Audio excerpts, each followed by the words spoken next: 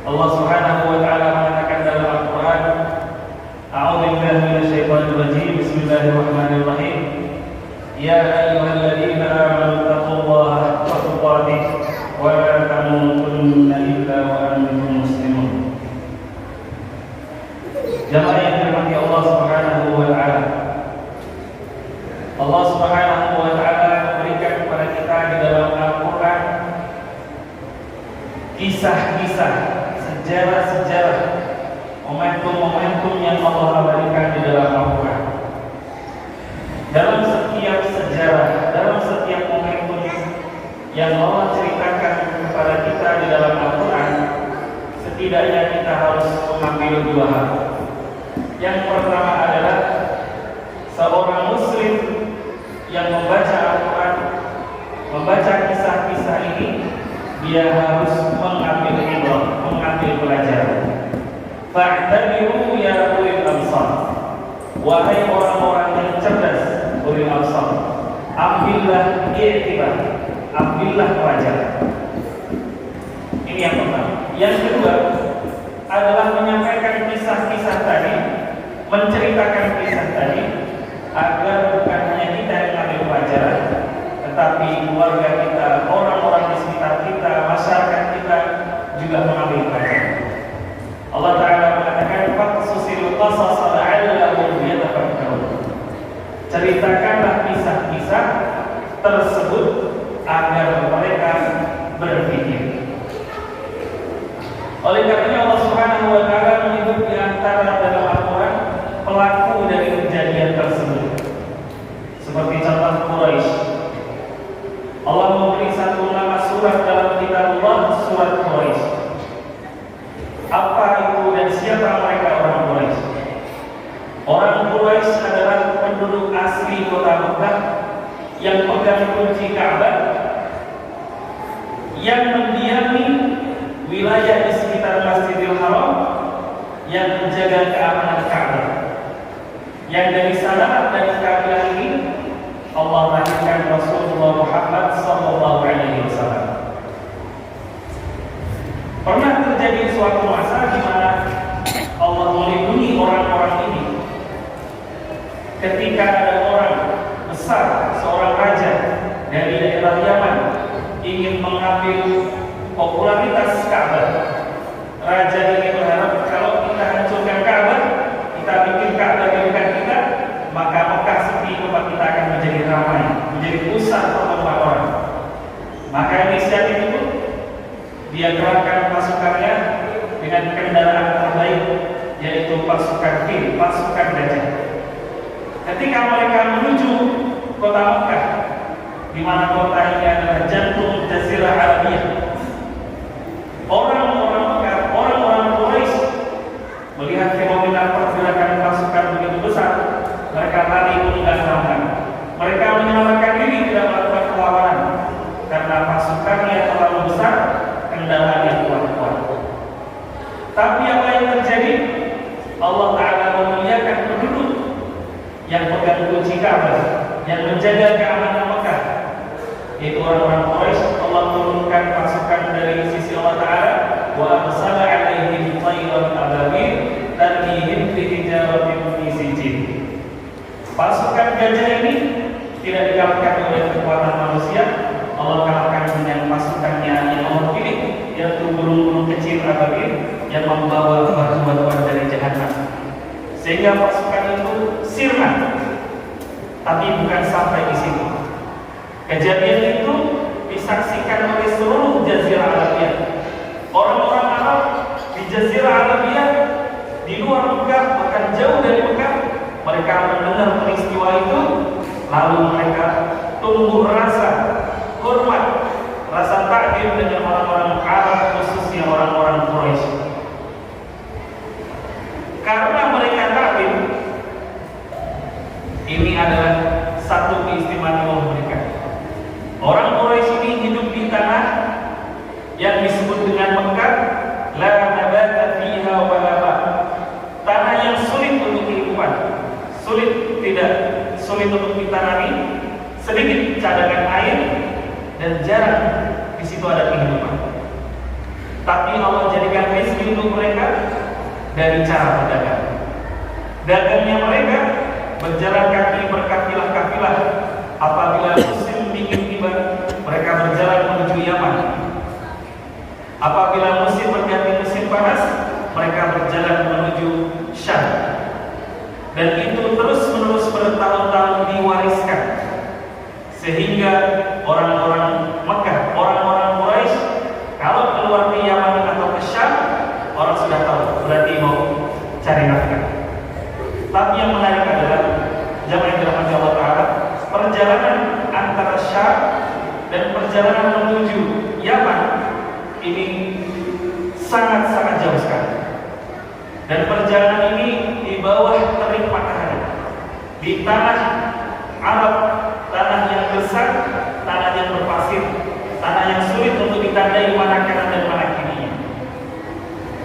Dan yang lebih mengherankan lagi, di setiap jengkal tanah itu ada penguasa-penguasa kabilah yang tidak sedikit mereka membuat kafilah dagang ini tidak aman.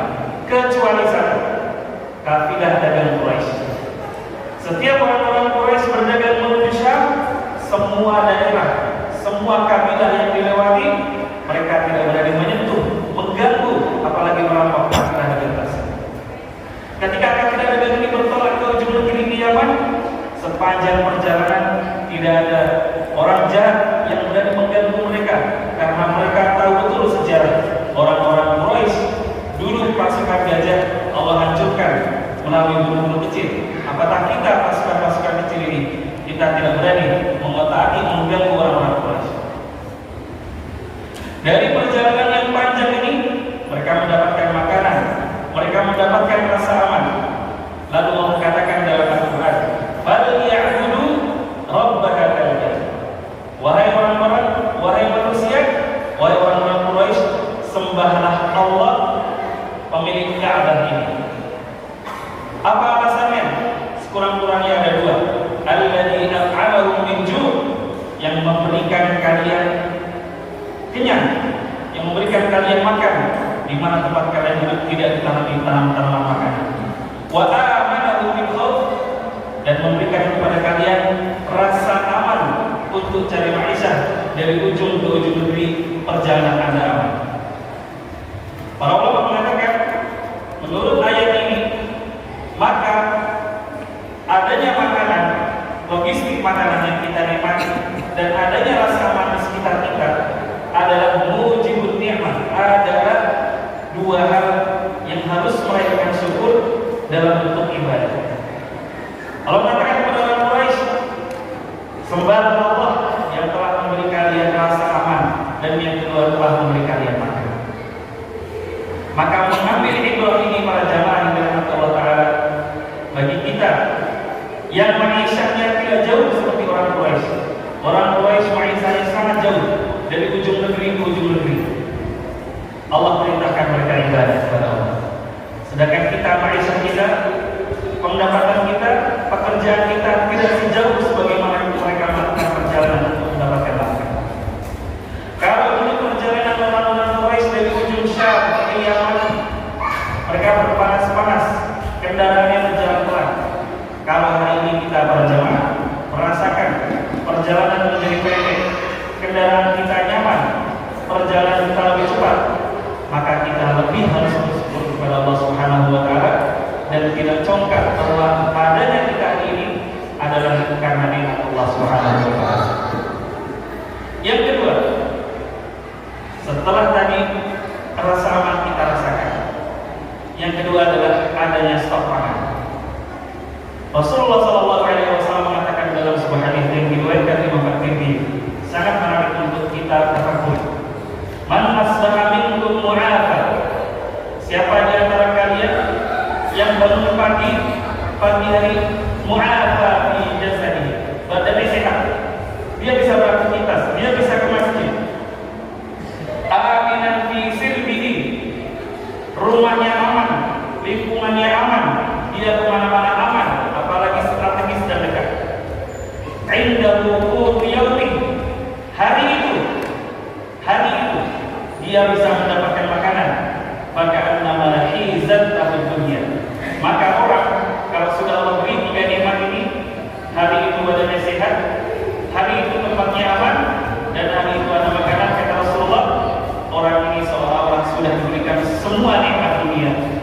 yang dibutuhkan oleh semua manusia. Allah Akbar. Oleh karena yang jemaah dirahmati Allah Subhanahu wa taala, hampir 3 nikmat ini kalau kita tidak bertafakur, kita merasa biasa-biasa saja. Tapi kalau kita ambil satu, seandainya Allah cabut nikmat aman, waliyadzubillah min dzalik, kita melihat bagaimana saudara-saudara kita di Gaza sedang tidak mendapatkan nikmat aman. Mereka tidur di atas rumahnya disasar roket Israel. 2, 3, 1 keluarga syahid.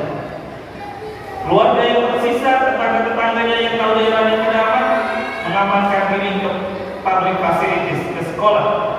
Tak lama sekolahnya dibom. Mereka yang hidup selamat tersisa menyelamatkan diri dengan harta dan keluarganya menuju tempat yang aman. Kita menuju rumah sakit. Maka di sekitar rumah sakit banyak sekali tenda-tenda. Karena secara logika tidak mungkin rumah sakit tempat orang sakit, dan sesuai perjanjian internasional rumah sakit tidak boleh diserang dalam kondisi perang sekalipun. Ketika mereka sampai di sekitar rumah sakit, orang-orang Israel menggunakan teknik hizab-dan, yaitu menggempur seluruh yang ada yang bergerak di sekitar rumah sakit. Ketika yang di sekitar rumah sakit sudah mengungsi, maka giliran mereka masuk ke dalam rumah sakit, memaksa para dokter untuk keluar, sehingga rumah sakit ini tidak bisa lagi dibersihkan. Inilah para jemaah, nikmat aman ini bukan barang yang murah. Juga nikmat aman mengingatkan kepada kita bahwa aman yang hari ini kita rasakan harus juga dirasakan oleh seluruh kaum muslimin. Agar kita selalu memiliki perhatian kepada Gaza, kepada Palestina, bukan semata-mata karena mereka saudara seiman, bukan semata-mata karena permasalahan negara kita, rumah tangga kita sudah selesai, bukan. Jamaah dirahmati Allah Subhanahu wa taala. Hari ini di kampus-kampus terkenal di Eropa dan di Amerika, mereka melakukan aksi di jalan.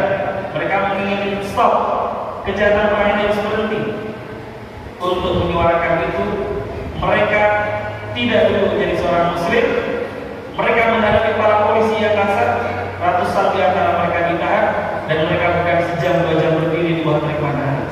Mereka menuntut ini selesai, bahkan sekarang mereka harus membuat tenda-tenda di kampus. Mereka ngamuk keluar karena kebijakan negaranya membantu kejahatan Israel. Jamaah dirahmati Allah Subhanahu wa taala, nikmat aman ini mari kita usahakan, mari terus kita suarakan, mari terus kita ingatkan. Allah Subhanahu wa taala mengatakan, "Fadhkuru ala Allah."